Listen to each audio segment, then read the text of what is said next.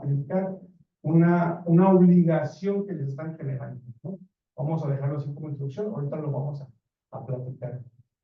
Hay temas ahí ahora con la presentación. Bueno, como les decía, ¿qué antecedentes tiene esta reforma? Esta reforma nace, según la exposición de motivos, emana de una necesidad pública y evidentemente pues, también partidaria de cubrir a las personas que han tenido pues, difícil acceso a una vivienda. Bien sabemos, es complicadísimo acceder o poder tener una casa, ¿no? Ustedes lo saben, imaginan, en todos lados en el que es aquí. tiene el bebé, ya está empezando a ahorrar para comprar el terreno, casa. Si uno se quiere hacer una casa, tiene que... Pero nada más que deje, es que porque movieron el CPU hasta ahí. Es que no lo deben de mover. Y súmele aquí en agua, que es todo más atrás. Me echan encima para que se- Más ha vuelto muy caro. Cada inmobiliario se ha inflado demasiado, entonces hay muy pocos, hay muy poco alcance para tener no lo muevan mucho por y se separa la brecha, porque una cosa es la vivienda de pues intereses, inversiones, que es la que se vende cara, más atrás, y la otra el tema de vivienda de interés social, ¿no? Pues eso es a lo que aspiramos todos cuando somos jóvenes, lo queremos hacernos de nuestra primera casita, y no hay. Y aquí hay dos temas. O ya no hay casas, o no, a los desarrolladores de vivienda no les interesa desarrollar interés social, o los desarrollan hasta allá en el cerro, ¿no? Ahorita venimos en la autopista y precisamente dice alcalde, oye, ¿quién se va a venir a vivir hasta acá? No sé por qué está ahí, parque, está nuevo, por ahí ya están construyendo casas. En algún momento se va a poder, pero ahorita pues es la orilla. Ese es el tema, que uno de los aspectos también es que la vivienda de interés social termina en los rincones, en donde evidentemente los terrenos sean baratos, donde a los desarrolladores les convenga sobre vivienda barata, porque va a ser bienes que van a vender a muy bajo costo. Entonces se vuelve complicado por ese lado, ¿no? Segundo, el acceder a los créditos. En Infonavit hay que acumular años, hay que tener los fondos de aportación, cubrir ciertas características para poder aspirar a un crédito. Muy poca gente lo tiene. Y cuando por fin accedes a crédito, resulta que con un crédito no te alcanza para nada. Entonces se faltan apoyos. Si bien después se fueron modificando las leyes para que utilicemos ese crédito para remodelar, para construir, ahora viene algo bien importante de esta reforma. Se puede utilizar para rentar, porque se conoce como el arrendamiento social, es un nuevo concepto que hacen con esta reforma. No hay esta contadora. ¿Tú te lo vas a pegar? Ah, ok, por favor. Entonces les decía, hay nuevas situaciones, ¿no? ¿Cuándo aparece esta reforma? El 13 de febrero de 2025, es cuando realmente se aprueba y sale publicada en el Diario Oficial de la Federación el día 21. Y una de las cualidades es esto, y lo que primero causó ruido. Permite al Instituto, al Infonavit, crear una empresa filial encargada de construcción de viviendas. Quiere decir que el Infonavit se va a volver no nada más en un prestamista, si lo vemos así, era una persona que te prestaba dinero para poder comprar vivienda. Ahora va a ser un desarrollador de vivienda. ¿Cómo puede desarrollar vivienda? Un ente que es público. Se tiene que constituir una empresa. Ahorita vamos a platicar qué tipo de empresa desarrolladora va a constituir, porque en teoría si tiene intereses públicos, pues tendría que ser algo así como una paraestatal. Ahorita vamos a resolver si realmente es una paraestatal o no lo es. Segundo, entonces lo dice, esta empresa no puede ser considerada paraestatal porque va a entrar a competir con el desarrollo inmobiliario.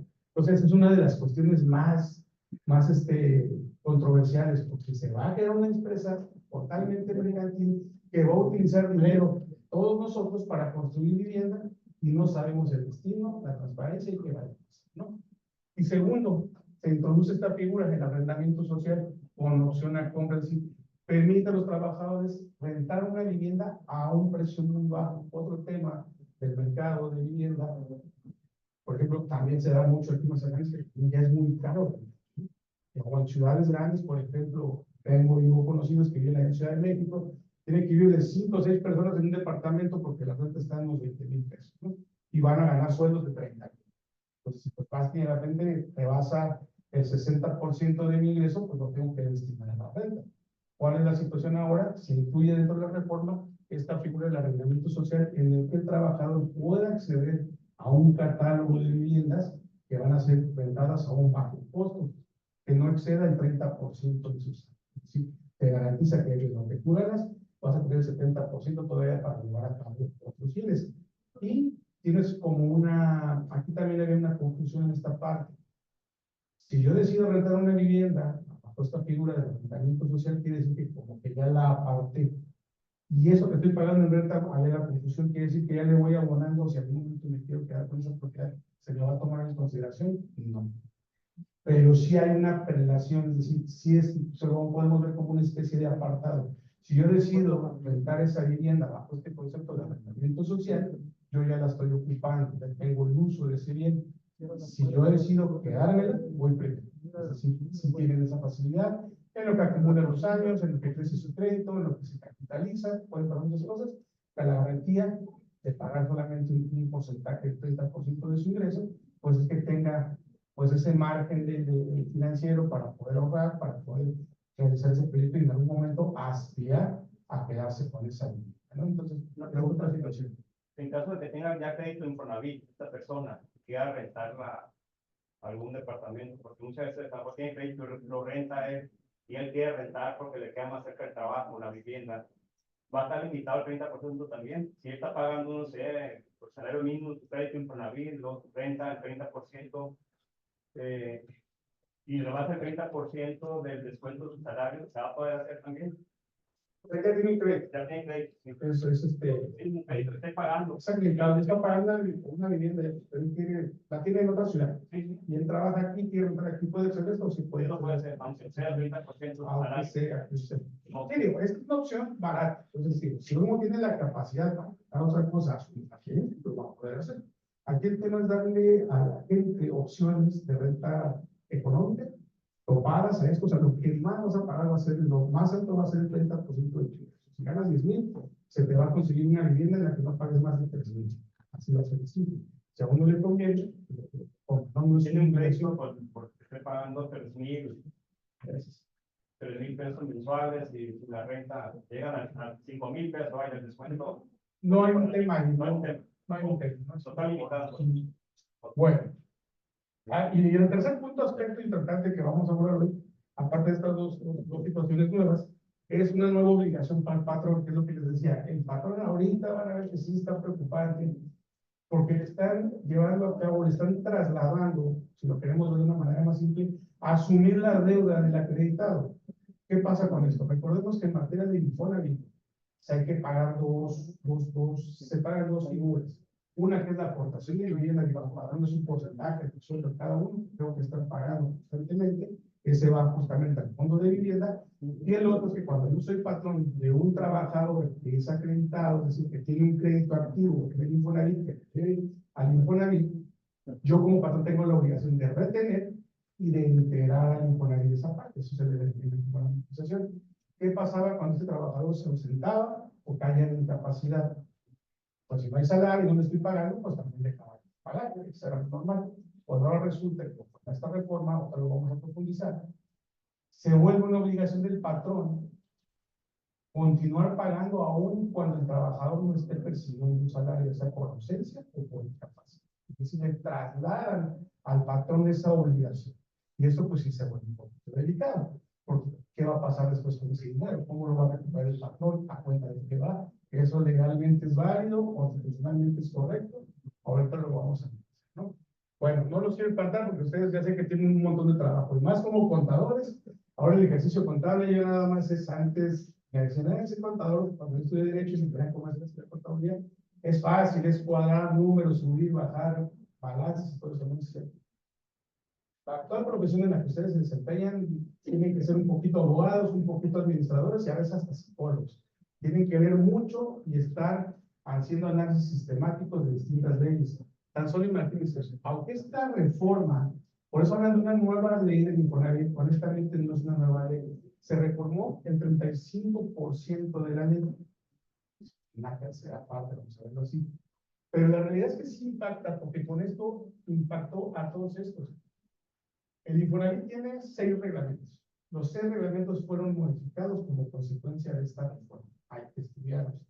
Y junto con ello también se modificó la Ley Federal del Trabajo. Justamente con esos 3 conceptos que les platiqué en la introducción, alcanzó para modificar esto. Entonces, no vamos a hablar hoy si podemos platicar toda la reforma, pero la idea es que nada más lo vayan teniendo en cuenta, ¿no? Digo, uno de los aspectos relevantes es el dinero y controversiales. ¿Por qué?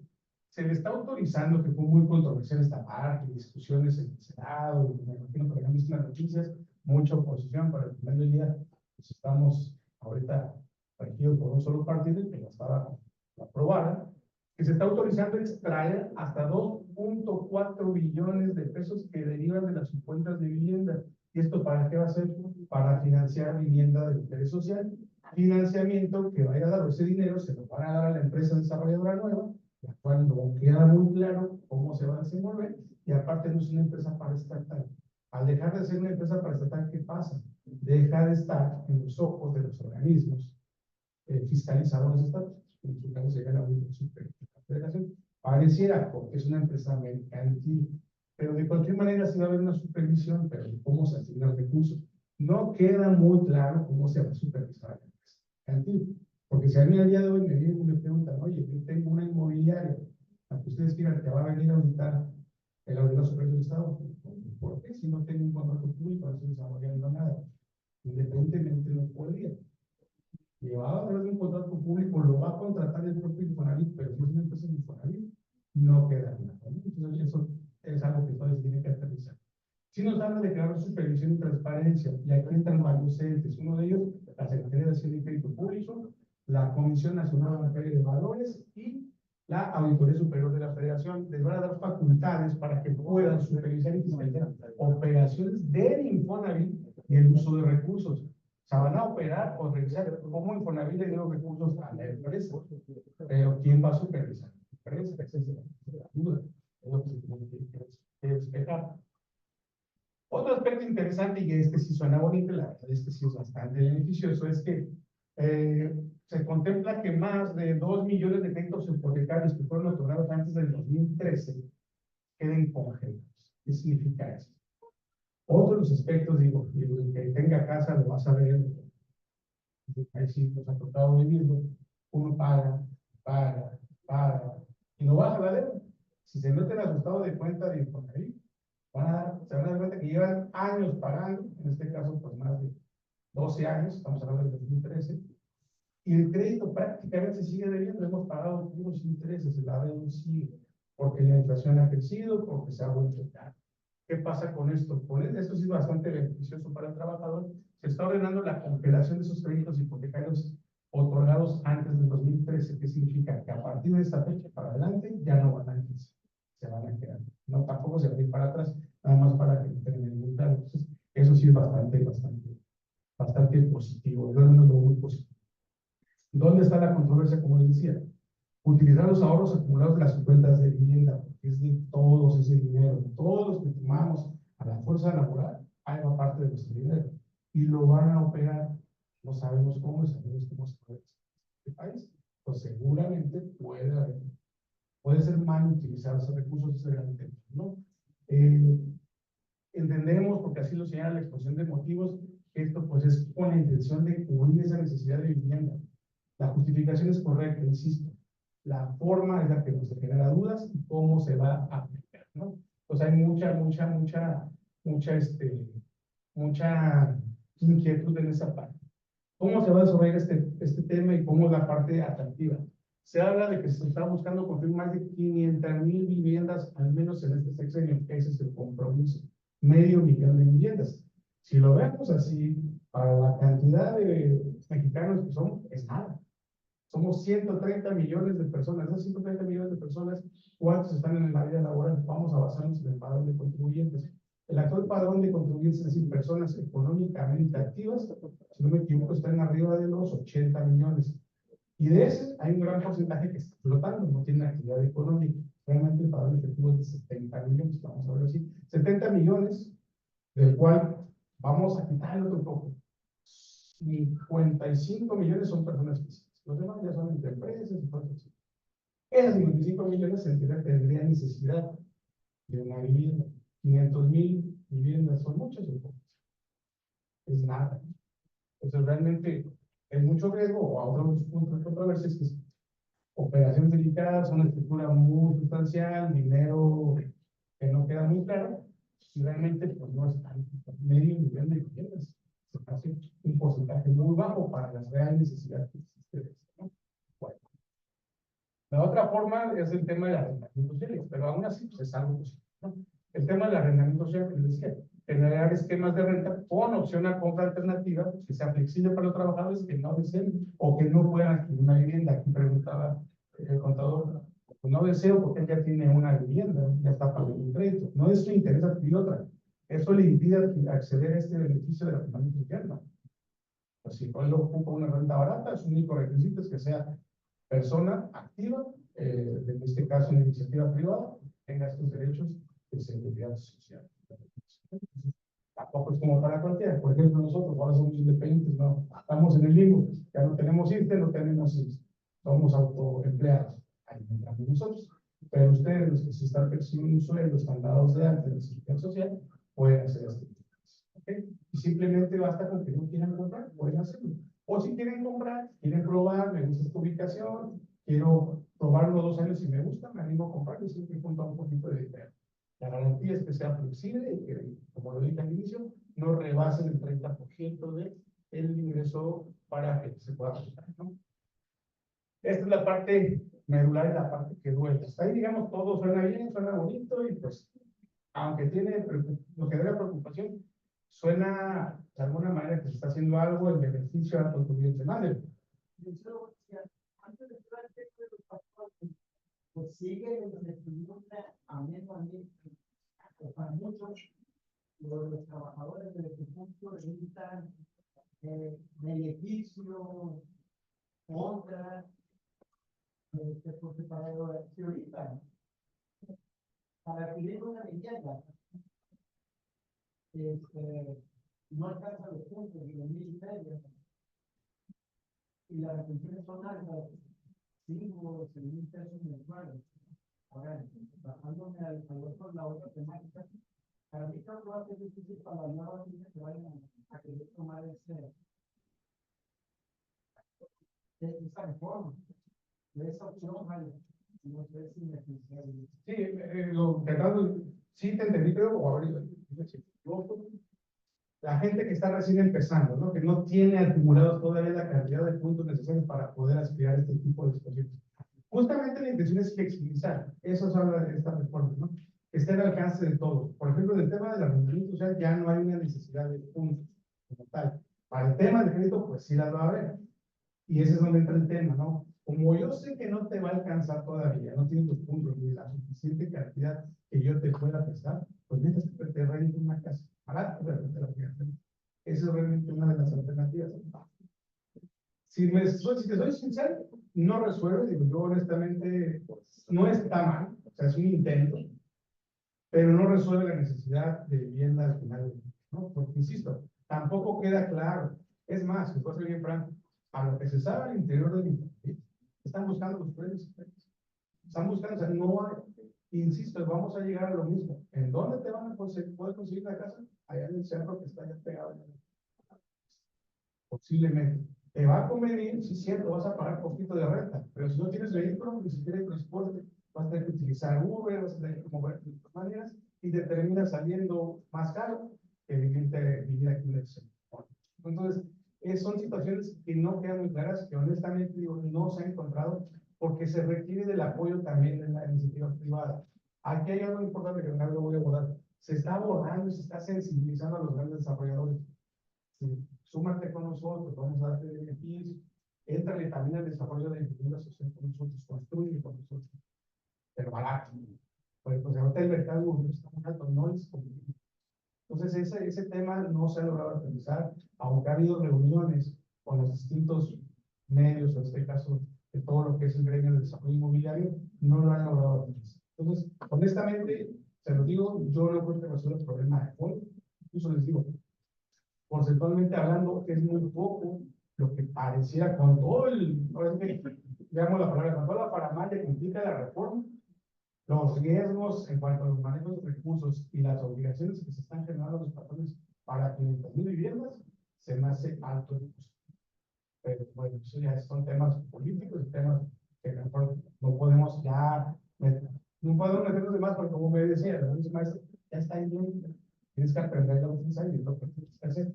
Pero regresando a lo que me dices, no, honestamente no resuelve el tema y sí genera todavía infinidad de dudas, ¿no? Al día de hoy, que vamos a entrar ahorita, que es el tema sustancial, no está resuelto. Al día de hoy no están las reglas claras de esto. Esta es la parte que preocupa al otro lado, ¿no? Por otro lado, digo, suena atractivo, suena bien, veremos ya en su aplicación si lo conviene, cuando empiecen a salir esas casas que hablan de la social, esos nuevos proyectos inmobiliarios, vamos a ver qué tal están y si realmente esto vale la pena. Es todavía una incógnita hasta que empiezan a salir. Pero por el otro lado, lo que sí llama la atención y porque esto ya está bien, es el tema de la reforma del artículo 29 de esta ley. Este artículo 29 es el que establece las obligaciones de los patrones. ¿Qué se modificó en él? Una pequeña parte, ahorita lo vamos a señalar. Esto, como les dije, entró en vigor a partir del 22 de febrero.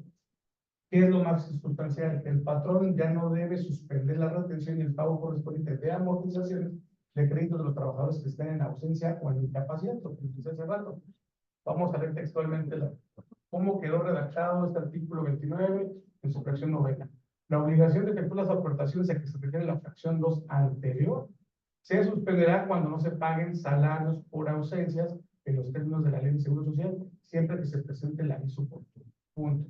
Hasta aquí estamos hablando de aportaciones. Aportaciones de Seguro Social, esa sí se sigue suspendiendo siempre y cuando se presente el aviso, ¿ok? Aquí no hay tema. Ahora bien, se separa. Tratándose de incapacidades expedidas por el Instituto Mexicano de Seguro Social, subsistirá la obligación del pago de aportaciones. También, ¿ok? Ahí no hay tema. Pero aquí dice, cuando se trate, aquí seguimos hablando de aportaciones. Cuando se trata de la obligación de hacer los descuentos, a que se refiere a la fracción 3, que es decir, las amortizaciones, que es la deuda que tiene el trabajador, no se suspenderá por ausencias o incapacidades en términos de la Ley de Seguro Social. ¿Qué significa esto? Hasta antes de esta ley, si pasaba esto, se presentaba un aviso o se generaba el aviso de suspensión y yo le dejaba la pensión al trabajador. No como patrón, porque ¿de dónde le cobro? Si me está generando, no le estoy pagando, ¿de dónde saco yo el dinero para pagar su deuda al instituto? Pues ahora resulta que no. Entonces, con esta simple reforma, está generando la obligación del patrón de hacerse cargo de esa deuda. Y entonces, cuando dicen, ¿me va a convenir como patrón? Y aunque aparentemente esto es una reforma totalmente de interés a la persona, de interés con fines sociales, ¿qué va a pasar con algunos patrones? No creo que esté aquí ninguno, ¿verdad? Pero va a haber patrones que entonces cuando vean que son trabajadores que traen crédito ya activo, pues no los van a contratar. Incluso puede jugar al revés este factor. Si también uno de los factores, necesidades que actualmente tenemos, son las fuentes de empleo, hay poco trabajo, hay un nivel muy alto de desempleo, pues ¿qué va a pasar? Esta gente se va a trabajar en informalidad. Porque tengo un crédito, pero no me quiere pagar. El patrón tiene que cargar con mi empresa. Bueno, entonces, hay muchas dudas en cuanto a esto. Por ejemplo, ¿qué pasará si un periodo por ausencia no se genera ese pago de nómina? Pues es evidente que no se va a generar, entonces ¿de dónde le voy a pagar? ¿De dónde se retendrá? Algo bien interesante es cómo se calcula la amortización. Es un porcentaje según el salario que esté percibiendo, de su integración de salario. Pues si van a dar cero, habla de un 30%, por ejemplo, por poner un porcentaje. Le tengo que retener el 30% de su salario o de lo que generó de ingresos. Si generó cero, 0 por 30, ¿cuánto es? 0. Entonces retén 0 y estoy cumpliendo. Así de incierto está el texto. Así nos haría pensar. Por ejemplo, me dice una idea fácil. Pues entonces presento en este caso hago el entero, pero Excel. Entonces, ¿qué no lo estoy pagando? No estoy generando base. Y realmente no hay una base. Eso es algo muy controversial. Y entonces, pero me está obligando a hacer el entero para no generar diferencias en el instituto, ya que estamos en otro tema. Incluso ya no es tema del Infonavit, tanto del IMSS y cualquier autoridad fiscal actualmente. Han implementado los actos de molestia y de fiscalización con base en el uso de la inteligencia, que es el tema de los controles. No tarda nada, antes dejábamos lo pasado en Infonavit, ya hay como después de 2 o 3 años llegaba la carta o el correíto y después ya llegaba algún requerimiento o la cédula con diferencias. Al día de hoy es automático. Y no nada más es automático. Si no estoy bien con Infonavit y son una empresa que tiene necesidad de tener registro de REPSE, no lo van a tener. Entonces, sí preocupa porque cualquier falla en esta situación, de inmediato el Infonavit va a accionar y vamos a estar en sentido negativo con ellos. Entonces, va a haber muchos actos de molestia por esas diferencias. Entonces, es algo que también preocupa. ¿Ok? Vale. Una consulta. ¿Qué pasa, por ejemplo, si un trabajador que tiene un crédito, lo acabo de contratar, tiene 6 meses y sucede un tema de incapacidad que al final de cuentas después del tiempo termina una, y ahora sí permanente, pues ya incapacidad total. Voy a estar asumiendo entonces durante, supongamos que duró un año con incapacidades y estoy cubriendo la Infonavit como patrón y cuando pues ya la incapacidad ya definitiva, total, pues ni la liquidación va a ser suficiente para recuperar lo que ya aporté por él, ¿no? ¿Qué sucedería ahí en esos casos? Ahorita lo vamos a ver porque justamente ese es uno de los temas preocupantes. O sea, va a haber casos en los que cómo voy a recuperar eso. Se los anticipo, en teoría es una cuenta por cobrar, ¿no? Me va a deber, o sea, porque sigue siendo una deuda del trabajador. Me obligan a mí a entrarle como deudor ahí sustituto y pagar. Pero entonces, ahora se va a volver, yo soy su acreedor. Técnica, o sea, hablando de civilmente. Pero tienes razón, pues si sigue trabajando conmigo, vuelve, no pasa nada, le pueden estar descontando. Pues ahora, parte del descuento que en su momento se le va a hacer por parte del Infonavit, porque yo te voy a ver, porque su crédito va a seguir. Por ejemplo, escenario número 1, yo me voy a saltar una vez este tema para ir a que pongamos tiempos. Escenario 1, lo que dice Andrés es bastante interesante. Lo primero, lo que es una lógica es, si me obligas a mí a asumir la deuda, de alguna manera tengo que cobrar. Entonces, no es que sea tan buena gente. Tú me la vas a terminar pagando, patrón. Pero la ley dice que no le puedo exceder del 20%. Cuando yo le cobre, eso está dentro del trabajo. O sea, si tu trabajador te debe, tú le prestaste, que básicamente es esto, me obliga a prestar, le puedo descontar vía nómina, pero no puede ser más del 20%. Y entonces resulta que la amortización es otro 20%, por un ejemplo. Y te dice también, si te vas al tema del concepto de remuneración social y al tema de los créditos, que de ninguna manera se le puede exceder al trabajador una retención de más del 30% por lo que sea. Aquí estamos hablando de un 40%. Yo le cobro el 20% para mí, porque es lo que me debe, pero aparte le voy a quitar otro 20% porque es lo que le debe al Infonavit en el mismo mes cuando regrese ese trabajador. ¿Se va a poder eso o no se va a poder? En teoría no, porque la ley no va a poder. Entonces, aunque la ley no lo diga, me voy a tener que ajustar y ni siquiera le voy a poder cobrar el 20%, le voy a tener que cobrar más antes. ¿Cuándo me va a terminar de pagar? Entonces, por donde se vea, sigue siendo asumir una deuda y una carga del patrón. Por un lado, y el otro objeto que está en es el más delicado. Y si se va de incapacidad permanente y ya no va a volver, está bien, se le va a tener que dar liquidar en su caso y se le va a tener que anticipar, ¿no? La pensión en este caso. ¿Se la puedo cobrar de golpe? Entonces va a ser la misma. No vas a cobrar. O al menos así está. No sé si en las reglas de otra cosa, porque aquí está el tema interesante. Al día de hoy, no existen reglas prácticas. Es más, te soy sincero. Por ahí no se lo platicaba con él. Ahora tuvimos una reunión que es interesante, pero de todo, la última reunión que tuve fue con ellos. Así se los voy a facilitar. Y ahora sí ya se vale que pasen cosas que no se podía decir allá. Sentado con la gerencia de aquí, con la delegada aquí, no sabemos. Estamos pateando, por lo que vemos en Sinaloa, estamos pateando el bote en lo que vemos qué vamos a hacer, porque la verdad, hasta nosotros mismos nos sorprendió la reforma. No fue algo incluso preparado, a diferencia de otro tipo de situaciones que pasan, cuando se forma algo, pues es algo consensado, pasa por muchos comités, se vislumbran escenarios, impactos, esta no. Se aventó, digamos, yo la veo así, ¿no? Emocionadamente el Infonavit se quiso sumar al tema de la reforma y proteger al trabajador, incentivar el tema de la vivienda, que no dejen de entrar recursos para seguir financiando vivienda, esa es la finalidad. O sea, que los créditos sigan generando dinero, no se paren por la ausencia del trabajador para que haya más dinero para seguir construyendo, pero no pensaron en el patrón. Y pónganle ustedes que es más, si lo pensaron y lo pensaron mal, no le el patrón que genera que suma él tiene esa, nos podemos financiar a través de, si lo ven así, es esa parte que están haciendo. Es más, no se mal pensado. Sí pensaron en que iban a subir a la carrera. Lo que no pensaron era cómo hacerlo correctamente para no caer en vicios de legalidad o de inconstitucionalidad. Porque por donde lo vean, está mal redactado. O sea, te dejan en el limbo, te dejan en una posición en la que es totalmente violatorio. Es ilegal, por un lado, a nivel de ley de trabajo, incluso lo utiliza. La propia ley me va a limitar cómo poder recuperar esa deuda. Y a nivel constitucional, ahorita lo platicamos, ¿no? Esta ley les va a platicar este tema. Entonces, lo que preguntó Andrés, en caso de que un empleado haya una demanda y tenga crédito Infonavit y por ende el patrón no lo dé de baja, ¿no? Que esté amortizando en el seguro porque todavía no se resuelve pues, la negociación, ¿no? Para su liquidación.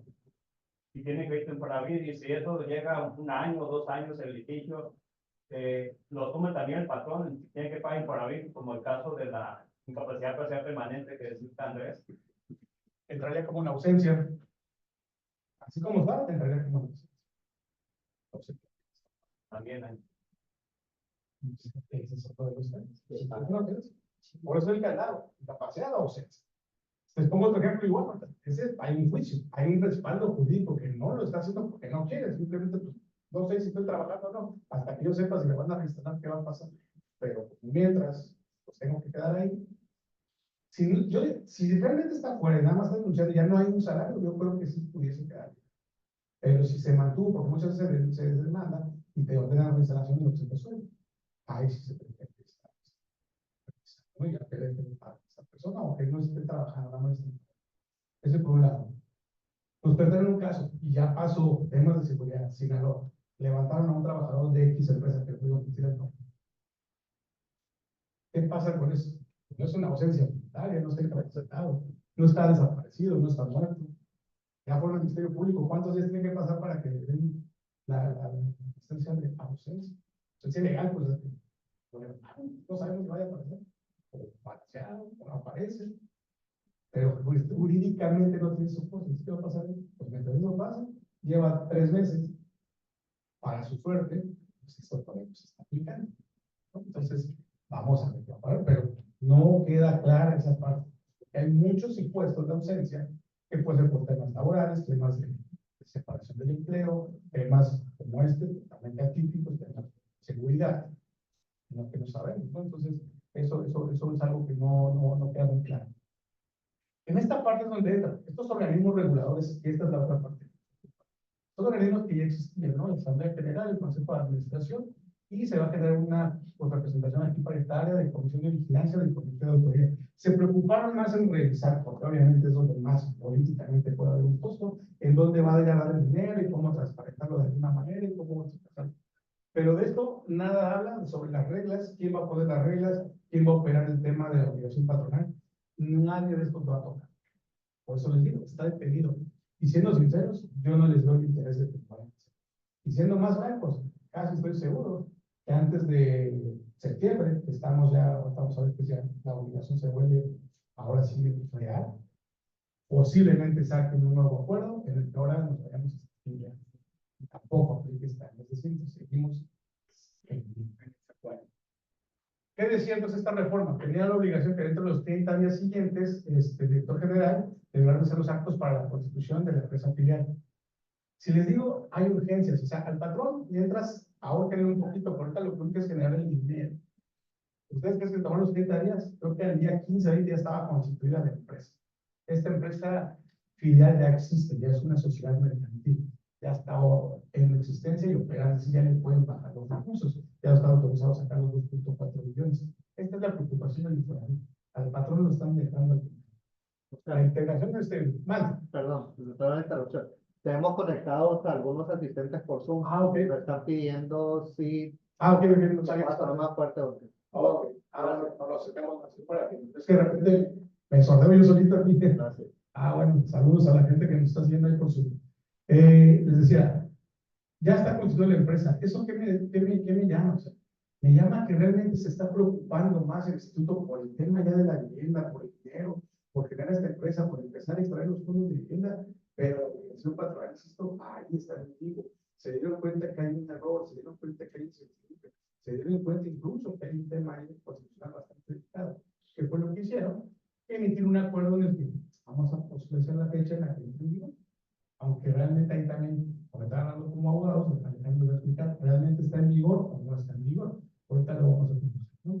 Bueno, entonces, en resumen, ya para entrar al tema de qué soluciones se puede hacer, esto es lo que trae la reforma, ¿no? Pues una mayor transparencia y fiscalización con el tema de los recursos que se van a utilizar, la creación de una empresa filial, sociedad mercantil, totalmente fuera del gobierno, no es paraestatal, que ya existe, un esquema de vivienda con una orientación social, insisto, créditos accesibles, construcción de viviendas, desarrollo inmobiliario, y un sistema de arrendamiento social con opciones. Adquirir suelo e inmuebles que podrán comprar terrenos y recibirlos en donación. Es lo que les digo que están practicando mucho con los inmobiliarios. No me sorprende que en algún momento, oye, pues le vas a construir un lote tal, una cuarta parte, pues tienes que pasarlo para el Infonavit a un bajo para poder desarrollar zonas prácticas que se tienen, no se ha tapizado nada. Y la eliminación sectorial, las elecciones sectoriales, es decir, se suprimen ciertas áreas. Esto está al interior. Esto sí me gustó, por ejemplo. Al interior del Infonavit siempre fue una crítica que se me vengo a desfogar, como en su momento fin de la cultura de unidad. Una de las autoridades con las que más batallábamos era precisamente el Infonavit, y no porque realmente sea mal. Muchas veces las leyes del Infonavit son bastante sencillas, pero la burocracia del Infonavit es cosa seria. ¿Por qué? Porque el Infonavit, a distinción de otro tipo de instituciones, por ejemplo el Seguro Social, opera de una manera libre. Tal es así que, por ejemplo, en lugar de llamarse un director, se llama un gerente, ¿no? De recaudación. Es una especie de empresa privada con recursos públicos y que tiene sus propias leyes y sus propios reglamentos. ¿Qué significa? Y algo más interesante es que todo está centralizado. Por ejemplo, si uno no era un tema de buscar un crédito totalmente anulado por sentencia, elimina el valor de baja. No puedo hacer crédito. Oye, aquí está la sentencia, aquí está todo. Tengo que pedir a México que el sistema de México, no sé quién, depure. 3 meses para depurar un crédito. Oye, autorizan esta devolución, aquí te lo estoy dando. México tiene que determinar que efectivamente se puede hacer. Otra vez. Entonces, este tema es precisamente porque se ha vuelto al interior del Infonavit, pues muchas áreas elefantes. Están ahí haciendo bulto, pero no sirven de nada. Esta parte está interesante porque están desapareciendo varias áreas del interior del Infonavit que nadie sabe qué hacer.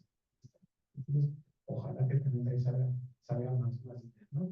Bueno, entonces, como les decía, pues los desafíos son grandes. Aquí está el nombre de la constructora, Infonavit Constructora S.A.D.C.B., para que se vayan familiarizando con el nombre cuando vean construcciones de esta.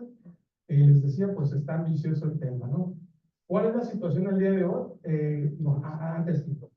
Antes de pasar ya al tema, es importante, digo, no es muy común esto, digo, no sé si ustedes los ubiquen, ¿no? Pero bueno, saben ustedes de la existencia de criterios normativos y no vinculativos del SAT. No sé si ese tema alguna vez tocado.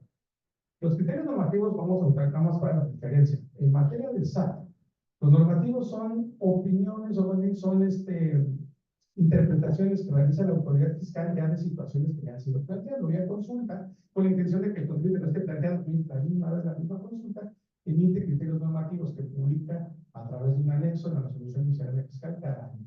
Esos criterios son obligatorios para la autoridad fiscal acatarlos y en tu caso para el contribuyente son orientativos. Si me conviene lo tomo, si no, no voy a dar. Así de simple.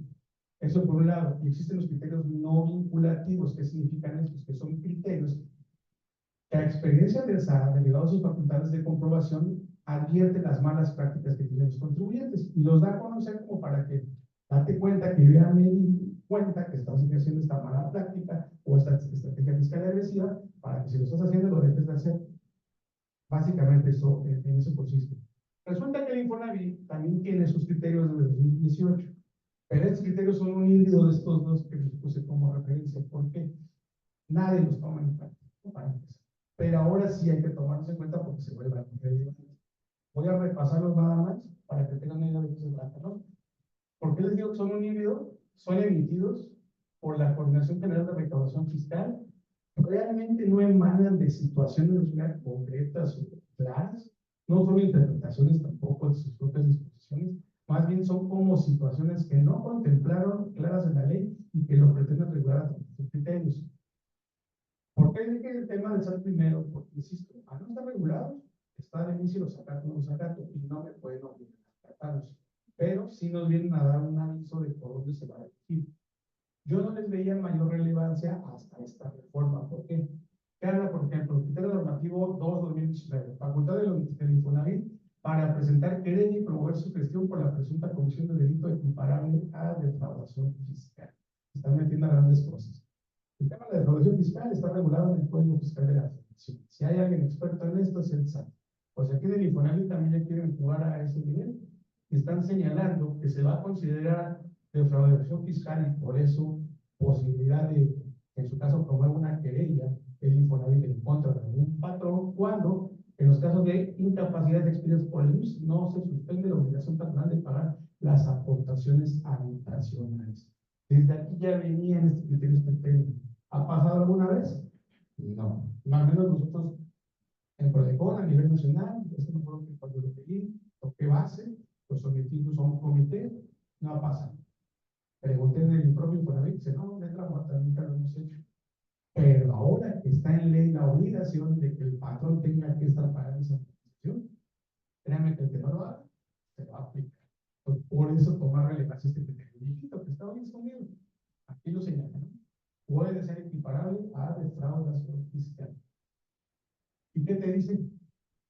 Aunque tratándose de vías administrativas haya obtenido una resolución favorable, es decir, te fuiste a juicio, no enteraste, dijiste me la pego de valiente, no voy a pagar esa amortización, dejo que me liquiden, me voy a juicio, la gano, tengo sentencia favorable, no me obligan a pagar, te dice el criterio. Aunque hayas ganado la vía administrativa, no te exima el contribuyente el proceso penal que proceda en tu contra. O sea, pudiese ser tomado para que te amparas y con base del amparo no me vas a pagar. Voy a ver si después no te tiempo algo. Hay que estar atentos, ¿no? Honestamente, como abogado, desde también no sabe caer un criterio, pues les digo, no es como para espantarnos, es para saber que existe, pues, que tienen altas armas escondiditas en Infonavit. Bueno, otro criterio interesante, normativo 1/2024. Estos los voy a anunciar rápido porque todos los siguientes criterios van en lo mismo, nada más para que vayan ustedes identificando qué están considerando en la base, en cómo calcular la integración de salario. Cantidades de dinero pagadas en efectivo a los trabajadores o depositadas en cuentas personales de nómina por concepto de planes de pensiones que no cumplan con los requisitos de las planes de pensiones de la Comisión Nacional del Sistema Pagado Administrativo, que integran el salario base de aplicación de conformidad al artículo 32, es decir, conceptos de planes de pensiones. Para irnos rápido, no me voy a detener, no vale la pena, pero misma situación. Otra parte que va a integrar la base del salario va a ser cantidades en efectivo pagadas a los trabajadores por días de descanso semanal, por datos personales, por días de descanso semanal u obligatorio, también deben integrar la base del salario. Otro más, misma situación, cantidades pagadas en efectivo por conceptos de alimentación o habitación sin evidencia de utilización de dicho fin, también van a formar parte o tienen que integrarse en el salario. Y otra cantidad pagada en efectivo por concepto de indemnizaciones empleados de trabajo no acontecidos, también deben integrar la base del salario. ¿Por qué los enuncio nada más? Porque estos criterios al final del día vienen a señalar o a modificar cómo se está integrando ese salario. Y ese salario, insisto, esa integración es la base para calcular el porcentaje de utilización. Algo a cosa que se aplica el porcentaje de utilización. Entonces, se va a verificar que el patrón lo está haciendo correctamente. Y este tipo de criterios reviven. Si estaban ahí como letra muerta y no los estaban revisando, porque ojo, el Infonavit no es una institución que ejerza tantas facultades de comprobación, pero ahora lo que empieza a hacer en este tema. Entonces, eso es lo que nosotros nos orientamos. Vamos a ver más facultades de comprobación revisando este tipo de situaciones. Finalmente, criterio 5/2024, que es el que ya viene a, no sé qué también, este es el que quiero. Todos nos hablan de este. Criterio 1/2025, el bueno, vamos a decir así, el que viene a traer o a poner ya la cerecita al pastel. En relación a la modificación del penúltimo párrafo del artículo 29 de la ley de Infonavit, publicado el 21 de febrero de 2025, los patrones deberán modificar el cálculo del monto a descontar de sus trabajadores de sus salarios que se destinen al pago de abonos para que préstamos otorgados por el instituto. Es decir, deben modificar este cálculo, bajo estos criterios que ya mencioné. Ok. Previsto, cuando este sea expresado en peso en cuota, de forma proporcional a los días que no se pagaron salarios por motivo de ausencia son capacidades, por lo que estos casos, la cantidad descontada deberá corresponder con el indicado al citado aviso. Para efectos de lo anterior, en ningún caso deberá realizar descuento mayor al salario pagado por el trabajador, o en su caso la cantidad que resulte en aplicar lo previsto por el artículo 97 de la Ley del Trabajo, no existiendo obligación respecto a la cantidad que en estos casos no pudo ser descontada. El tope que les decía hace rato cuando les preguntaba, no más del 20% de su salario descontar, pero me está obligando a esto. Entonces, aquí está, digamos, la terminada de cara al patrón. Le voy a prestar dinero, pero no le voy a poder descontar al mes.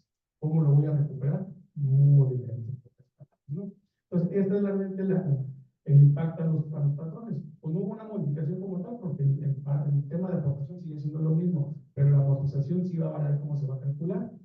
Las empresas deben seguir pagando estas amortizaciones y lo más interesante, los sistemas de nómina actuales que ustedes utilizan, ¿están ya armonizados con esto? Ninguno. Justamente de ahí nace esta situación, que no permite procesar estos pagos de manera correcta. Y eso ha dio lugar a esto. El 15 de mayo del 2025 se publica un aviso por el cual, no se lo voy a leer todo, no tiene caso, el instituto establece que, como no están armonizados los sistemas de pago de nóminas, da la posibilidad de que los patrones no apliquen esta reforma al artículo 29, es decir, les perdonamos, aunque ya está vigente, les perdonamos que todavía no me estén pagando las amortizaciones por los trabajadores que tengan ausencia de incapacidad, para que tengamos un tiempo en armonizar sus sistemas. ¿Esto hasta cuándo va a ser? Nos dicen que la obligación entonces nace vigente de su obligación, por lo que los patrones deberán realizar los ajustes a sus sistemas y procesos para determinar y realizar enteros en términos de la legislación aplicable, es decir, las amortizaciones, los descuentos de salarios de trabajadores para que destinen al pago de abonos para adquirir el préstamo otorgado al instituto, para aplicar esta disposición a partir del pago de salarios correspondientes al cuarto bimestre del 2025, que básicamente es el mes de julio y agosto, que se paga ¿cuándo? El 17 de septiembre. Entonces, tenemos en esta fecha, o una vez que se haga el cálculo de este cuarto bimestre, que es julio y agosto, ya lo estamos viviendo ahorita, este mes que viene, al 17 de septiembre, hasta donde estamos ahorita, ya estamos obligados como patrones a aplicar el cálculo correcto y a enterar la amortización por temas de ausencia o de incapacidad. Ya no hay. Hasta este momento es lo que existe. Honestamente, ¿va a entrar o va a pasar antes del 17 de septiembre otro acuerdo como este en el que nos diga, ¿saben qué? Ahora vamos hasta fin de año? Por ahí me dijeron que existe la posibilidad. Porque todavía hay mucha incertidumbre, los sistemas no están armonizados, e insisto, más que los sistemas no están armonizados, hay muchas consecuencias legales que no sabemos qué va a pasar, ¿no?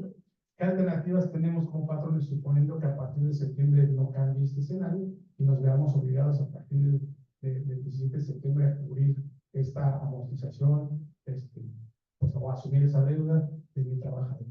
Lo primero que les decía, lo que platicamos con Andrés, pues lo más común pues, es que se vuelva una deuda.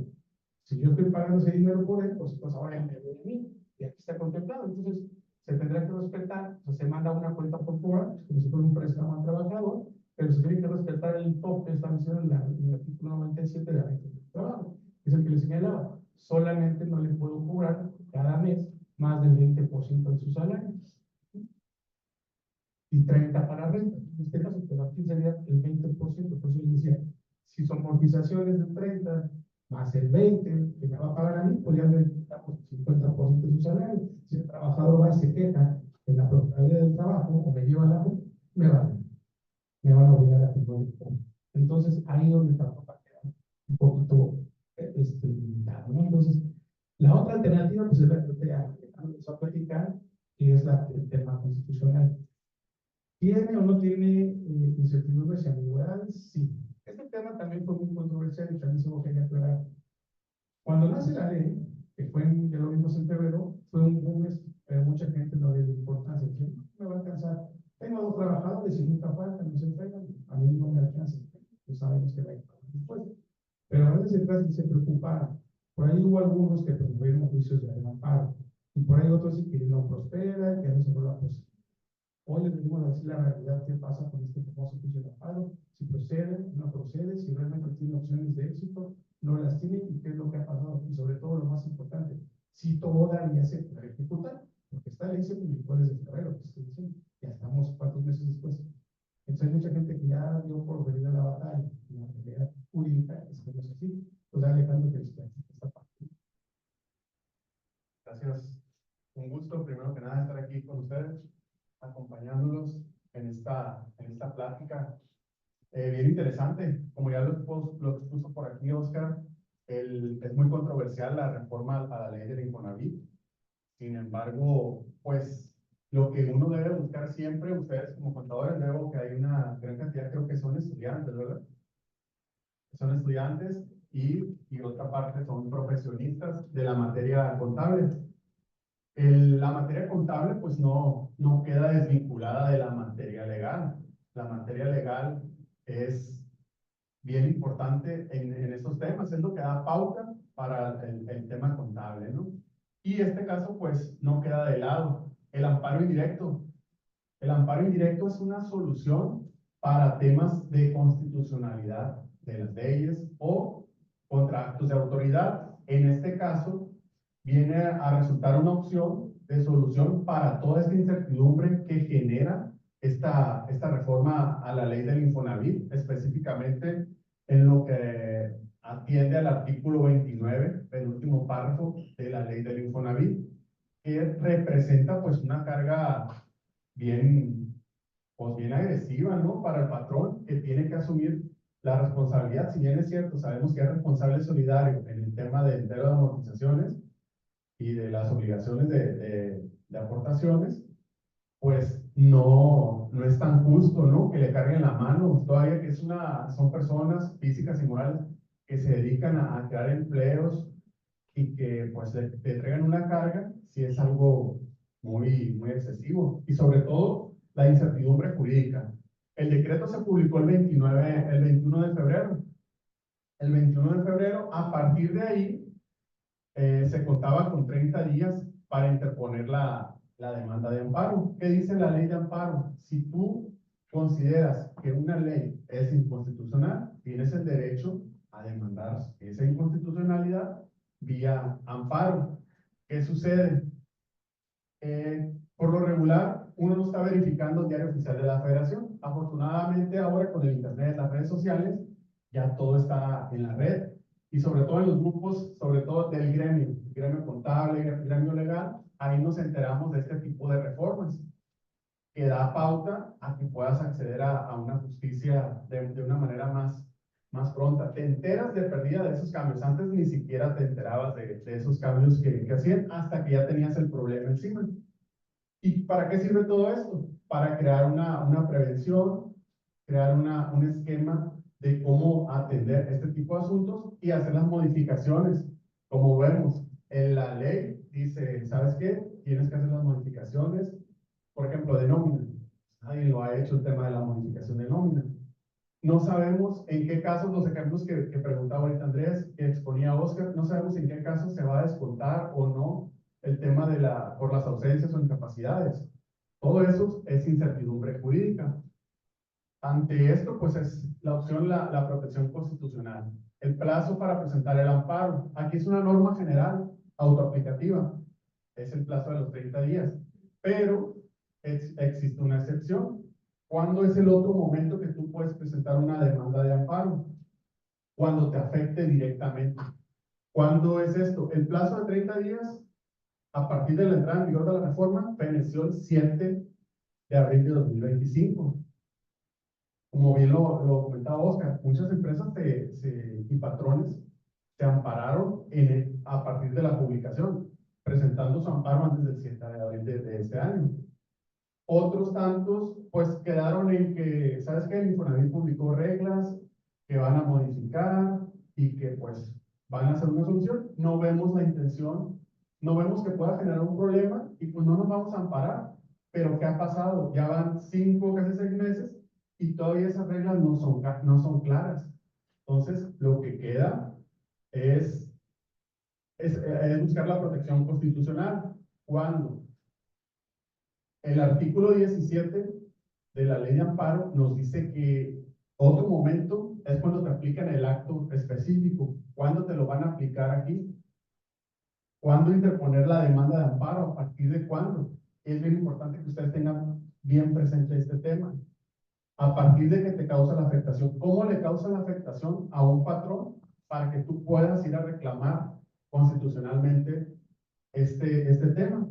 Cuando te llegue la primera cédula por diferencias. ¿Por qué? Porque ahí ya te estás viendo afectado por la reforma. ¿Qué sucede? Hiciste los descuentos normalmente como se venían aplicando con el artículo 29, vigente hasta antes del 21 de febrero de 2025. No actualizaste tus sistemas por X o Y motivo. Y te llega la cédula por diferencias. ¿Y qué vas a hacer? Pues sí, ¿sí? La cédula, hay opciones, pagarla y asumir esa carga, ¿no? Otra opción, la impugnas vía juicio de nulidad y buscas por ahí la nulidad. Pero ¿qué sucede eso? Con eso, eso va a atajar nada más ese problema, esa cédula. En cambio, si te vas al amparo indirecto, vas a buscar que te inapliquen esa ley reformada. ¿Para qué? Para que hasta en tanto el Infonavit publique las reglas claras de cómo cumplir, pues no tengas ese problema de que mes con mes o periodo con periodo te estén llegando diferencias. Entonces, para partir a la impugnación de la inconstitucionalidad del artículo 29, todavía hay una oportunidad. ¿Cuándo es esto? Te llega la cédula de liquidación por diferencias, a partir de ahí tenemos 15 días. Entonces, todavía hay una oportunidad para acceder a la justicia constitucional, ¿no? Es una ley autoaplicativa. En la ley autoaplicativa, como les comentaba, dentro de los 30 días, ese plazo ya se fue, nos queda la opción 2, es el contra el primer acto de ejecución, y por aquí viene una tesis de tribunales colegiados de jurisprudencia que nos dice ese momento, ¿no? Ya se estableció, el Poder Judicial ya saben de este tipo de asuntos, se han impugnado bastantes reformas que han hecho a las leyes, y pues ya tiene una pauta para su estudio y análisis. ¿Qué se reclama en esta demanda de amparo? Pues lo que vamos a reclamar aquí es el decreto de la reforma. ¿Por qué el decreto? Porque es lo que da la pauta para el nacimiento de este nuevo ordenamiento, o la modificación en este caso. Entonces, a partir de ahí es que vamos a presentar la demanda de amparo. Es lo que consideramos inconstitucional, precisamente, esa modificación a la legislación. Las violaciones constitucionales. El decreto no especifica quién asumirá la carga financiera de los descuentos por ausencias de los trabajadores, como ya se expuso aquí en los ejemplos. A ver, el trabajador no asiste. Un ejemplo que no se puso, el trabajador no asiste porque simplemente no quiso asistir 2 días, 2 días en la semana. Sin embargo, tiene un crédito hipotecario. ¿Quién va a asumir la amortización esa? El patrón. En los descuentos, aparte del tema legal, de que la Ley Federal de Trabajo, que lo considero acertado, proteja al trabajador, genera un conflicto que no se plasma en las leyes. El patrón con el trabajador, pues va a haber ahí diferencias por el tema de descuentos. Va a considerar injusto que aparte que le descuenten los días que no asistió, pues le van a descontar la amortización, y puede generar no solamente conflictos legales que ya se expusieron, sino conflictos pues ahí de diferencias, de que pues la gente deje su trabajo, generen diferencias ahí hasta personales, ¿no? A veces se vuelve, el tema laboral a veces se vuelve hasta personal ahí entre el trabajador y el patrón, pero pues los cambios ya están y hay que atenderlos. Falta de claridad en la distribución de la carga financiera. No se, pues establece que no se tendrá la obligación de hacer descuentos. O sea, ese es sí o sí. Responsabilidad para el patrón. No está claro si el patrón debe asumir el costo de los descuentos. No sé, por ejemplo, se publicaron unas reglas, las reglas que exponía Oscar, de unas facilidades para ese tipo de descuentos, pero finalmente no terminan de aterrizar en qué momento el patrón tiene el derecho a recuperar ese préstamo. Ya va a quedar en un arreglo pues entre particulares, pero también está el tema laboral de protección al trabajador. En definitiva, al que le están dejando toda la carga pues es al patrón. Falta de mecanismos de compensación. No establece estos mecanismos. ¿Cómo el patrón va a recuperar este costo, que finalmente es un costo financiero, el cubrir esas cuotas? Las incapacidades pedidas por el IMSS, tampoco queda claro cómo hasta qué parte las va a asumir el instituto. El artículo 29, aquí está la modificación. Creo que este ya lo expuso Oscar, por tanto no considero que sea necesario repetirlo, pero lo que queda claro es que no se suspenderá las ausencias o incapacidades, el descuento. Entonces, esto está grave. Esta es la anterior. Es un comparativo del texto anterior del artículo 29 y el texto nuevo. El texto anterior, por ejemplo, suspendía la obligación de aportaciones cuando no se pagaba el salario por ausencias justificadas. El texto nuevo siempre se mantiene siempre que se dé aviso oportuno al instituto. Es bien importante estar cumpliendo con los avisos para que no te genere pues una diferencia, porque una cosa es que que haya habido ausencias y que no las hayas reportado, y otra cosa es que sí las reportaste, porque si tú las reportaste, pues no te va a cubrir porque ya lo avisaste al instituto. Se suspenderá la obligación de aportaciones en casos de incapacidades justificadas. Eso decía el texto anterior. Y aquí es lo que se modifica, ya no se suspende. Tratándose de incapacidades estudiadas por el IMSS, subsiste la obligación de pago. El texto anterior no especificaba si los descuentos a los trabajadores se suspendían por ausencias o incapacidades.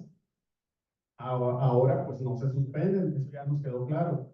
Se requiere dar aviso oportuno al instituto para suspender las aportaciones. Se mantiene este requisito. El análisis de los cambios. Aquí, el cambio principal es el tratamiento a las incapacidades. Antes de la reforma, las aportaciones patronales se suspendían en casos de incapacidades justificadas. Después de la reforma, pues ya no se suspenden. Ya no se suspenden, y eso pues es lo que viene a generar la incertidumbre, y es lo que da pauta para, vía amparo, atacar esta incertidumbre jurídica. El reglamento de inscripción de pago de aportaciones establecía el tema de los descuentos a los trabajadores. Ahora solo se suspenderá cuando no se paguen salarios por ausencia en términos del artículo 35 del presente reglamento. ¿Qué nos dice este? Que es cuando sean por incapacidades. Después de la reforma se establece explícitamente que los descuentos a los trabajadores no se suspenden por ausencias o incapacidades. Se mantienen los mismos requisitos: aviso oportuno al instituto. Las diferencias entre aportaciones y amortizaciones. Consideré oportuno esta parte, ¿para qué? Para que se entienda un poco, sobre todo a los estudiantes, cuál es la diferencia de estas dos figuras, que me imagino ya los han de haber escuchado por ahí en la escuela, o donde hacen prácticas, o en la vida cotidiana, quizá con alguien que tenga pues ya trabajo, prácticas, o si su familiar tiene un crédito hipotecario. Las aportaciones son dos conceptos distintos que se utilizan en el contexto del Infonavit. Las aportaciones son las contribuciones. Esas quedan igual, eso no se modifica. Las amortizaciones se dan cuando ya existe un crédito hipotecario, que ya ejerciste tu derecho para adquirir una vivienda. Son los pagos mensuales que los trabajadores deben de hacer para pagar la deuda del crédito. ¿Qué se busca en este amparo? No sé si alguien por aquí ha escuchado el tema de la suspensión en un medio de defensa. Puede ser en un amparo o en un juicio de nulidad. ¿Qué significa esto de la suspensión? La suspensión viene a ser un medio de control constitucional que establece la ley de amparo para efecto de que las cosas se mantengan en el estado que guardan. Por aquí yo creo que todos han escuchado de que, por ejemplo, una persona se siente perseguido por la autoridad, bueno, no sé, en las películas que hayan visto, en las novelas, no sé, en las series, y dicen, ¿sabes qué? Me voy a amparar. Sí lo han escuchado, ¿verdad?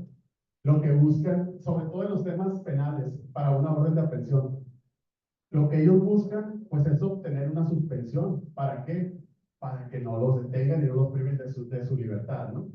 Acá en el amparo, en específico en este tema que es administrativo, se busca la suspensión para que las cosas se mantengan en el estado que guardan. Por ejemplo, aquí hasta antes de la reforma, para que te apliquen, para que siga aplicándote la ley anterior y no esta nueva que tiene incertidumbre e imprecisiones y que es falta de certeza jurídica para todos los patrones. Esa es la suspensión del acto. La reforma realizada al penúltimo párrafo del 29, que es la base, lo que más, a criterio de nosotros, lo que más perjuicio genera a los patrones, establece que previo a la reforma realizada, perdón, se estableció una excepción al pago de aportación al instituto citado a cargo del patrón y entero los descuentos que realizaba de salarios a los trabajadores. ¿Qué decía antes? Hay ausencias, se suspende el descuento. ¿Qué dice ahora? Aunque haya ausencias, se tiene que cubrir esa amortización. Elimina la prerrogativa y al cambiar la frase a que se refieren las fracciones 2, 3 anteriores, por lo que se refiere a la fracción 2 anterior. Y la fracción 3 dice, no se suspenderá por ausencias o incapacidades. Creo que es demasiado reiterativo, pero esa es la parte oral. Y que parece algo sencillo, pero la autoridad, el Infonavit, aún no pone las reglas claras en ese sentido. Mientras no estén las reglas claras, lo que tiene que hacer un ciudadano, un contribuyente, en este caso los patrones, pues es buscar el control constitucional. ¿Y qué ha sucedido? A la fecha, no tenemos conocimiento que haya sido resuelto de manera definitiva un asunto de estos. Lo que sí se ha logrado es una suspensión. ¿Para qué es esta suspensión? Es para que no te apliquen la nueva reforma y sigas cumpliendo con lo anterior. ¿Pero qué significa esto? No debe de quedarse uno cruzado de brazos. Por ejemplo, la empresa que les voy a poner adelante ya obtuvo la suspensión. Es para que lo que deciden cómo se va a aplicar la nueva reforma, pues la autoridad no pueda sancionarlos y no pueda requerirles algún pago por un tipo de ausencia y le da certeza jurídica, ¿no? Esto es, la jurisprudencia 195 de 2006, cuyo rubro es suspensión en amparo contra el cobro de contribuciones recaudadas periódicamente, no es obstáculo para concederla. ¿Qué quiere decir eso? Que aunque no estén cubiertas esas aportaciones, el amparo la suspensión debe de concederse. ¿Por qué? Porque todavía no se define si es constitucional o no. Entonces, debe aplicarse el principio de buena fe. ¿Cuál es el principio de buena fe? Que en lo que todavía se resuelve en definitiva el asunto, pues deben de otorgar la protección constitucional, porque no está claro, ni ellos lo tienen claro, pues el contribuyente tampoco tiene que sufrir las consecuencias de esa legislación que es imprecisa, ¿no? Y esta es una parte de una ejecutoria de suspensión que dice el tribunal, el juzgado de distrito. Debe de concederse la suspensión provisional. ¿Para qué? Para que no se aplique la disposición general reclamada, en particular contra el decreto publicado el 21 de febrero. Lo que les comentaba al inicio, lo que se impugna es ese decreto. Y tal es así que el Poder Judicial, a través de un juzgado de distrito, ya concedió el amparo y protección de la justicia federal en ese sentido. ¿Por qué? Porque pues sí advierte una inconstitucionalidad por falta de certeza jurídica.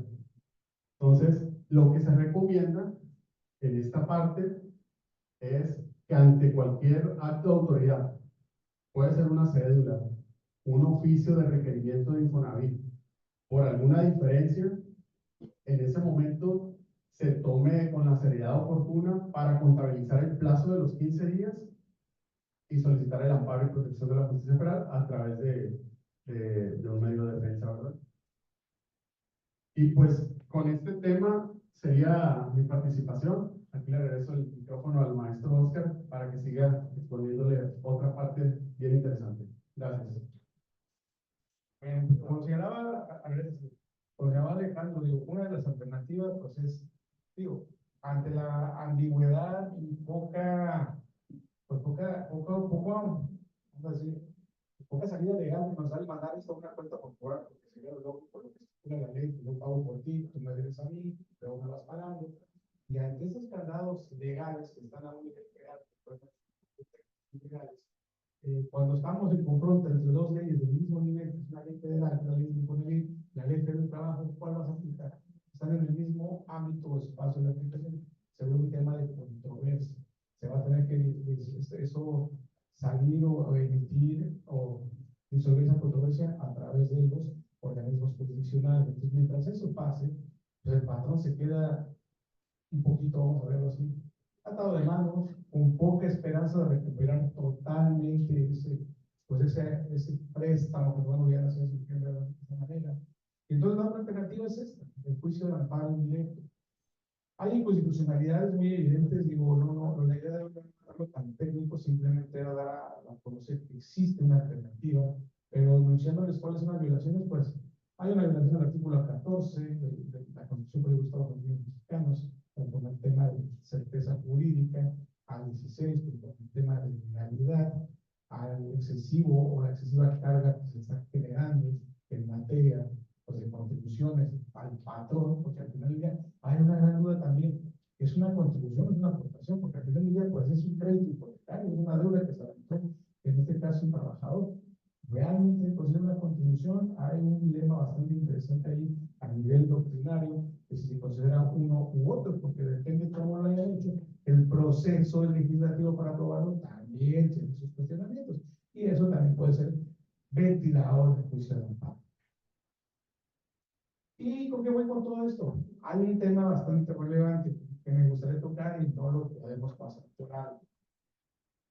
Ya lo vimos, ¿no? Aquí está un primer experimento que se hizo, este fue producto de un amparo contra la ley, es decir, se promovió el amparo con la entrada en vigor de la reforma. Se otorgó suspensión provisional, que es decir, que este patrón no puede aplicar esta disposición, porque como bien lo dijo Alejandro, prácticamente lo regresan a la ley anterior, a la ley vieja. Tú, mientras sea esto, esta no te aplica. La intención de esta sentencia, que este amparo en su momento se resuelva de manera definitiva, tanto la suspensión y en su momento el fondo, es que se ampare a la persona o al contribuyente para qué efectos. Un amparo contra este tipo de normatividades es para efectos de desincorporar de su esfera jurídica la aplicación de ese dispositivo. Hay algo bien relevante que me gustaría puntualizar. En materia de amparo, existe el principio de definitividad, es decir, protege solamente a la persona que lo invoque. Quiere decir esto, como es una ley que ya está publicada, le aplica a todos los patrones. Solamente aquel que acuda al amparo y en su caso obtenga la concesión del mismo es el que va a tener, vamos a decir, la licencia para que él desincorpore de su esfera jurídica este artículo. Es decir, existe, pero a mí no me aplica, porque tengo este papelito que me dio el juzgado. Ese es realmente un amparo traducido en efectos reales. ¿Qué implica esto? Que aunque se otorgue un amparo, aunque sea inconstitucional la norma, ahí va a vivir, y al que no acuda, a ese le va a seguir perjudicando. Entonces, ese es el problema. La única situación es que después de una buenos precedentes o una buena cascada, vamos a decir, de asuntos que toman el amparo, pues muchas veces las autoridades recapacitan, se emite jurisprudencia, asunto que llegues a controvertir, lo vas a poder anular, e incluso a través de un juicio contencioso administrativo en algún momento, o dos, que por lo regular pasa, cuando ya una norma está echada en inconstitucional, pues lo que hacen es volver a reformar y desaparece, ¿no? A patas. En fin, pasa. Otro tema que me gustaría también puntualizar aquí en los comentarios que bien claramente hizo Alejandro es otra cuestión que yo veo como abogado y vislumbrado. Están pendientes las reglas del juego. Ahí están en cancha, les digo, siguen trabajando en ellas. Vamos a pensar muy positivos. Las reglas del juego se vuelven claras y van a establecer mecanismos de compensación al patrón, cómo va a regresar el dinero, como garantías para el patrón para que no se vea afectado financieramente, lo que ustedes verían. Corrigen lo que no viene en ley. ¿Eso arreglaría los vicios de inconstitucionalidad que tiene el artículo? Honestamente, no. ¿Por qué no? Porque por más que lo metan en reglas, una regla jamás puede ir a más allá de la ley. Y una regla no legisla, por eso un reglamento viene a ayudar a aplicar la disposición, pero no viene a generar nuevas obligaciones o nuevas tareas. ¿Y por qué llego a esa conclusión? Porque la modificación está en la base, en este caso, de la aportación, de la amortización, o sea, de la contribución. Si estamos viendo, el tema es la base. Si hay salario, no hay salario, y se va a pagar o no se va a pagar. Entonces, eso, al final del día, es ley, tiene que ser en ley, no puede estar en un reglamento. Entonces, seguramente lo van a plasmar en un reglamento, y aún así yo les digo, por experiencia, que podemos ir a pelear y va a seguir siendo inconstitucional. Es decir, esto ya no se cambia, esta ley ya se nació mal y va a seguir estando mal, aunque la forcen a que tenga consecuencias o aplicaciones más efectivas, ¿no? Eso es el punto de vista. Entonces, esa sería la otra parte. Entonces, digo, hay tiempo, se nos fue, digamos, el primer tren, que era el tema de promover el amparo con la entrada en vigor de la ley. Está el segundo, que va a ser cuando tengamos el primer acto de aplicación. Adelante. En este caso, su servidor tiene unas empresas de transporte en esta situación que le están pidiendo sobre el amparo.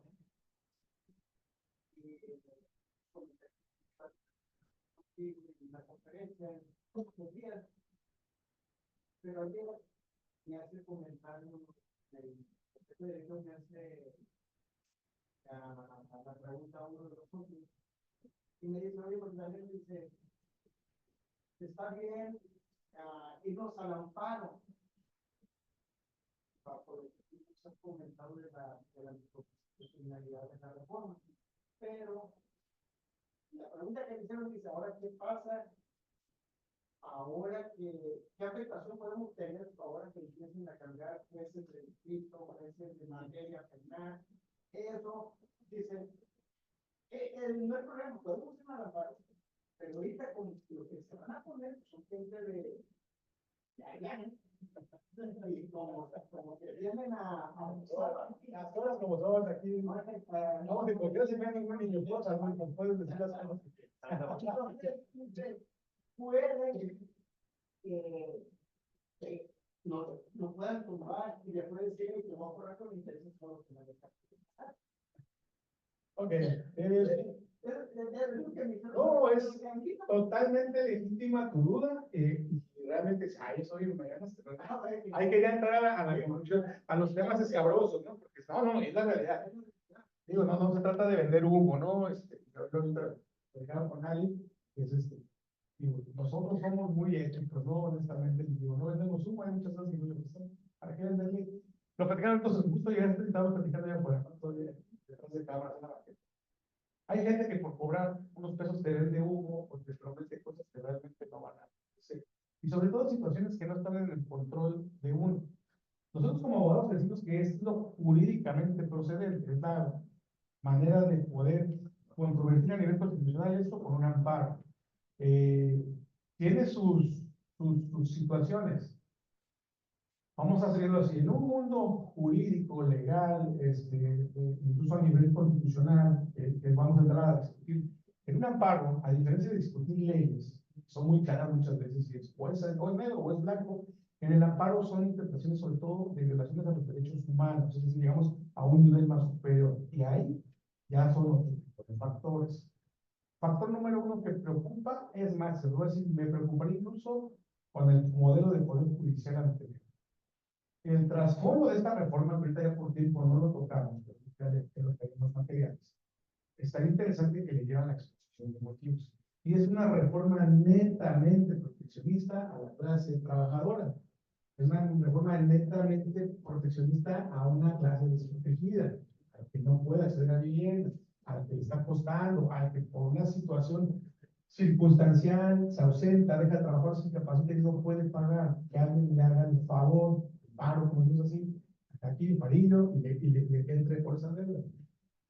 ¿Por qué quiero destacar este comentario? Porque al ser una reforma totalmente con dotes, en este caso, ya no es humanista, sino proteccionista a un sector.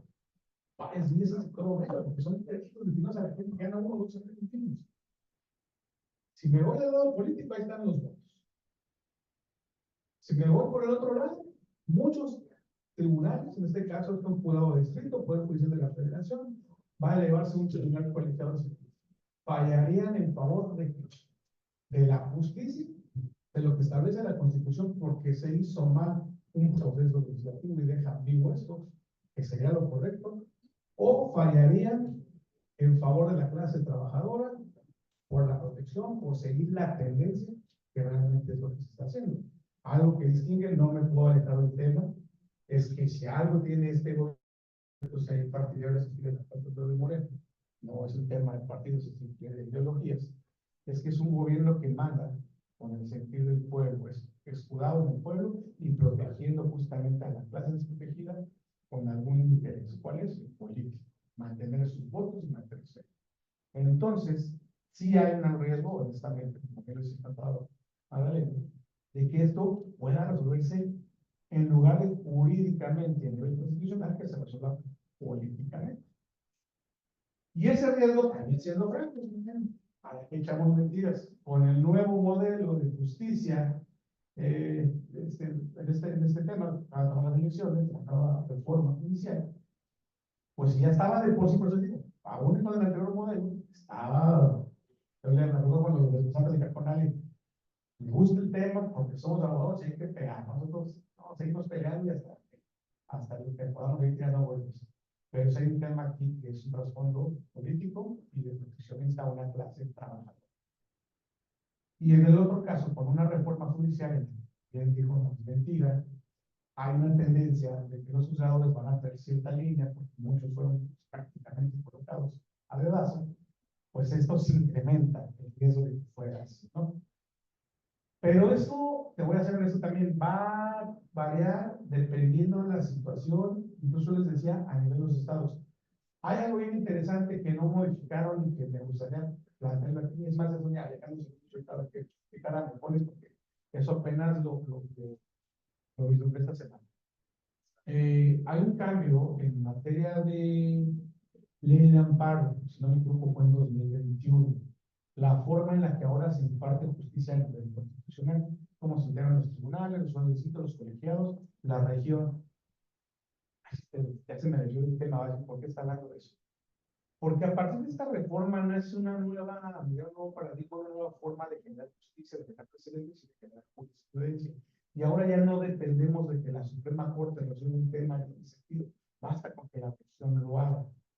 Es decir, si por ahí tenemos los valientes aquí del Estado, que sean técnicos y que resuelvan esto como debe ser y salen, eso va a afectar a quienes se y a les va a por más que haya una tendencia, también los juzgadores van a estar juzgados en algún momento y tienen que resolver conforme a derecho. Y también se vale, también yo creo autoridad. Y del otro lado también vale la pena, la pegamos, experimentamos, aprendimos, pues primero pegamos y después averiguamos, como dicen, nos dimos cuenta que estaba mal, preferible darle para abajo. Es una medida de expresión. Ni ventilamos a nuestro poder judicial y le damos para atrás. Al vincular esas ideas de mi cabeza, yo me quedé, esa reforma es interesante, va a traer algo interesante, al menos el digo, en nuestro estado. Por lo que yo tengo conocimiento, para empezar, la estructura del estado de Sinaloa. Esto, como bien dijo Alejandro, primero se promovería ante un juzgado de distrito, es un juez. No todos están por elección, se quedaron algunos y ya estaban, y fue gradual el cambio, ¿no? Para el tema de la reforma judicial. Tema número 1 en Sinaloa, para bien y para mal, se los voy a decir con franqueza. En Sinaloa los juzgados de distrito son mixtos. ¿Qué significa? Que el mismo juez te puede resolver un tema administrativo, un tema penal, un tema mercantil. No son especializados. Lo voy a decir con todo respeto. Muchas experiencias tuvimos buenas y malas defendiendo asuntos, incluso a veces que echábamos mano del amparo. ¿Por qué les digo buenas y malas? Porque a veces vamos intentando por esta vía y yo sé que no procede, pero más vale, y nos daban el amparo. Así honestamente. Y sacamos el asunto. Porque pues era eso. Lo mareábamos. A menos abogados a veces tenemos. En la defensa se vale todo. Y había a veces jueces que era por más evidente la situación ilegal o violatoria y fallaban en contra. Entonces, ¿qué pasa con eso? Tenemos que subir a un segundo nivel, que son los tribunales de circuito. Ya no es una sola persona que define, son 3 magistrados, eso significa ser colegiados. ¿Y qué creen para el caso de Sinaloa? A diferencia de otros estados, porque no es todo, estamos de todos los estados. En Sinaloa, al menos hay especialización ya a nivel de colegiados. Hay 2 tribunales colegiados en materia administrativa, es decir, aún y cuando le haya regado fue el juez de ese distrito, se puede promover la segunda instancia, cae al tribunal colegiado y ahí al menos sé que lo va a resolver alguien que sí tiene experiencia en materia administrativa, en materia fiscal, y ahí ya va a venir un fallo razonable y coherente. Y es una de las grandes ventajas de Sinaloa, que hay tribunales colegiados en materia administrativa. Y ahí la verdad es que hemos tenido buenas experiencias, se resuelve lo que es. Otra situación importante con el tema, porque ahorita lo estoy diciendo, a ver, si me preguntan eso mismo en otro país, pero no, en otro estado, perdón, ya estoy viajando, en otro estado, incluso del centro, con una tendencia clara del partido, sí te diría, ahí está más peligroso. Pero aquí en Sinaloa, al menos no sé si han tenido curiosidad de meterse a revisar quiénes son los que quedaron como magistrados, en este caso, en la administrativa. Honestamente, les digo, no soy. Se quedó gente que sí conoce la materia como magistrados. Salvo que les impongan una línea, deberían fallar en favor de la justicia. O al menos son gente que yo ubico, que sí tienen, pues, de alguna manera, reputación en la materia y que sí conocen de esto. Entonces, vamos a ver, a lo mejor me estoy ilusionando yo solito, ¿no? Pero creo que sí puede haber, al menos en este estado, justicia en un nivel constitucional. A eso sí yo lo veo así. ¿Y por qué? Y si este estado, y regresando a mi tema de la reforma de la ley de amparo, si el Sinaloa empieza a fallar en favor, ya no necesita caer a la Suprema Corte para que se vuelva una tendencia local. Entonces, esto no va a beneficiar. Entonces, ojalá sea así, ojalá no me equivoque, ojalá no esté yo un iluso ilusionado y enamorado de la justicia, ¿verdad? Pero creo que yo lo veo de alguna manera optimista. Como les dije hace rato, desgraciadamente nosotros no nos queda más que aceptar las realidades, por más que les digo, yo puedo llorar, patalear, estuve de acuerdo, no estuve de acuerdo con el sistema judicial, ya está aplicado, ya existe y es lo que nos toca. Operar con lo que está, hay salidas, hay alternativas, y yo creo que sí hay posibilidades de que el amparo sea positivo, incluso en o sea, sobre todo aquí en nuestro estado. Ya en otros estados, pues sí entran otros tipos de, pero aquí le veo posibilidades, ¿no? Entonces, sí, no sé si con esto contesto un poco tu pregunta, pero suena complicado el escenario, este tema es relevante, lo de la reforma judicial, pero aún así, sí hay un tema que no podemos dejar de lado, que es el tema de la clase social, el proteccionista, pero por otro lado también está la justicia y son muy evidentes las implicaciones. Entonces, soy un ferviente creedor en que así va a ser, se va a fallar en favor de el derecho humano, en este caso del patrón, ¿no? Y buscar la alternativa para que tampoco se afecten trabajando. Siempre hay soluciones para todo, ¿no? Entonces, creo que por ahí va a estar la salida. Y bueno, no sé si, derivado de eso, hay muchas cuestiones, ¿no? Incluso ahorita veníamos platicando con Alejandro, siempre que nos reunimos, nada más estamos ahí divagando en la carretera, pues peor. Ahorita, por ejemplo, y una cosa también es relevante aquí en el Estado. A nivel local hay muchas instituciones que a veces la gente no se vale. Un ejemplo y tendencia de esto sería esa situación que también dice. Sí, en el Estado están fallando en favor, sí. Hay un tema muy interesante sobre el impuesto sobre nóminas. A nivel local, ¿no? Dolor de cabeza de todos. Saben que es inconstitucional ese impuesto y que pueden no pagar. Y que verán, ya hay precedentes y que creen que los confirmó el colegiado. Entonces, sí se fallan, aún cuando el Estado sabemos que es morenista, el Estado sabemos que trae esta tendencia también, se ha fallado en contra de la recaudación del propio Estado. Ese es uno de los precedentes que me da a entender que sí se puede también estar, ¿no? Ahí es un tramo, la verdad es que Alejandro y yo recientemente estaba diciendo, acaba de llegar la confirmación de que se dio totalmente la inconstitucionalidad de este impuesto sobre. No es que no se pague, que no se pague este tema, y está bastante interesante. Y también, otro día, si gustan, les diremos charlar sobre ese tema, esa inconstitucionalidad, para que también ustedes la tengan aquí a consideración. Y pues no sé si tengan alguna otra pregunta, algún comentario, no sé cómo van en los tiempos. Les agradecemos por su atención. Una pregunta, compañeros.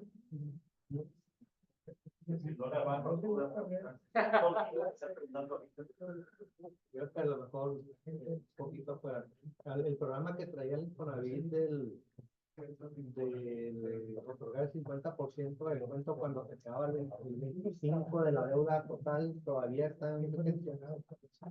Sí, siguen vigentes. Ay, qué bueno que lo tocan.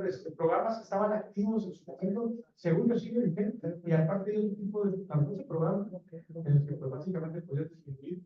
Y hay otro programa que era el de financiar, ¿no? Se llama Ramo 3, si no me equivoco, en el que también podías utilizar el recurso para depositar y esto. No se modifican. Una de las cosas que es cierto, aquí una disculpa, se pasó muchos los excedentes, es que los programas vivos y activos no modifican, siguen todos vigentes. Y esta situación, aunque te adhieras a alguno de estos nuevos beneficios, no lo vas a perder, ¿no? Continuar eso, ¿no? Por ejemplo, hay uno para desarrolladores inmobiliarios, pues facilita en este caso pues les financia el propio por mí sin interés este dinero para que construyes, no se quita, eso se mantiene. Entonces, esa es la por eso te va acordado de esa misma situación, ahí se va a mantener. Bueno, ¿alguna otra duda, comentario, inquietud? Preguntas el material que Sí, puedes compartir. Lo vendemos. Ay, con todo gusto, ahorita aquí, ahí está, ya. Claro que sí, pues de ustedes, ese material es para ustedes, aquí ya lo tienen, si nada más, ahí lo hacen compartir a todas las a todos los sistemas, les agradecemos mucho y pues, de nuestra parte, Alejandro, pues si quieres agregar algo, Y tengo la parte. inbox, ¿cómo se llama? Bueno, muchas gracias a todos. Y no se desanimen por el tema de la reforma judicial. Finalmente, ellos también van a ser calificados. Este tema de la reforma al Infonavit es un ejemplo de la legislación que se hace al vapor, desafortunadamente. Pero pues hay que utilizar los mecanismos legales, como es en este caso el amparo. Y como ciudadanos no quedarnos de brazos cruzados, es la opción que tiene la ley y hay que ejercerla. Así como se ejerce el voto, como se ejerce el derecho a manifestarse, también el amparo, la vía legal, es una buena herramienta para el ciudadano de defenderse. Y pues en este caso, si advertimos una inconstitucionalidad, hay que analizarse, no solo decirse al amparo tampoco, se define una estrategia a seguir por el amparo, por ejemplo, para que no quedes con adeudos pendientes con Infonavit. ¿Qué pasa, por ejemplo? Te amparas, sigues cubriendo las cuotas para que no te genere una deuda. Obtienes el resultado favorable, solicitas devolución de pago del debido y así no quedas pendiente con Infonavit para que determine para que te determine una deuda y inicie con el procedimiento de cobro y todo eso. Entonces, si hay alternativas, hay que consensarlo bien con el patrón, ustedes que son imputadores, que son el consejero principal del patrón, ¿verdad? Y definir cada situación en particular. Y pues, de mi parte sería todo. No sé si alguien tiene una duda. Pues muchas gracias. Excelente día por mí.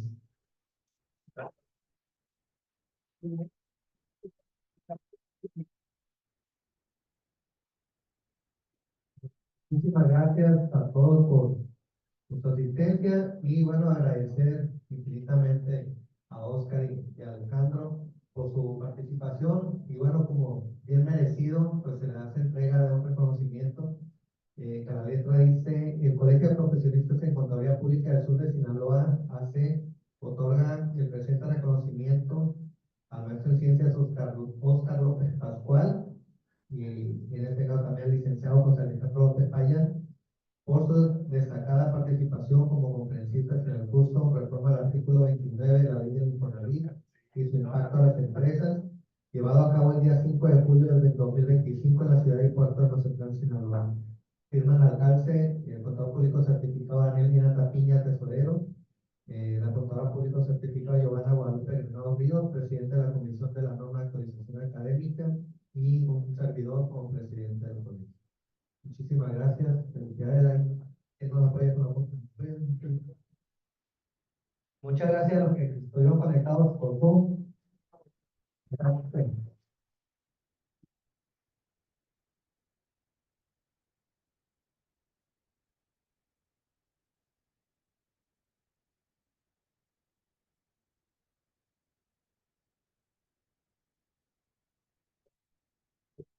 Gracias. Muchas gracias. Muchas gracias a todos. Ahora compartimos el material por los mismos medios.